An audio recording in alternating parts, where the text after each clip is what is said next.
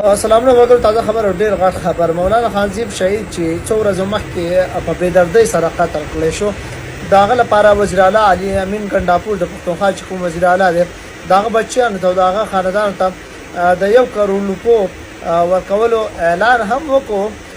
ورسره یې هم د هغه د قاتلانو د نیولو او د هغې د خاندان ته د انصاف ورکولو لپاره مهمې وعدې هم وکړي.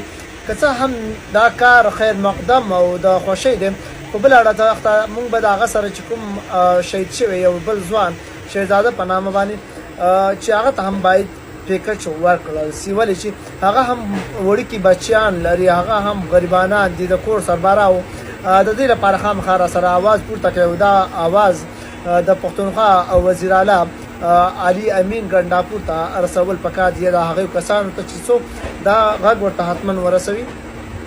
بل دغه د قاتلانو نیولو په حواله باندې چې کوم دی ډېر وعدې د مخکې راسي شوي دي، خو باید چې دا عملي شي، عملي اقدام وکړي. خو خیر چې کوم پیکج په اړه باندې ما غوښته چې د هغه کوم سره کوم قتل شوی کوم ځوان و، د هغه بچیانو ته هم د امدادي پیکج په اړه باندې باید چې حکومت ها سوچ وکړي او د پښتونخوا وزیر اعلی ته باید دغه خبر ورکړل چې هغه ته هم پیکج ورکړي. مننه.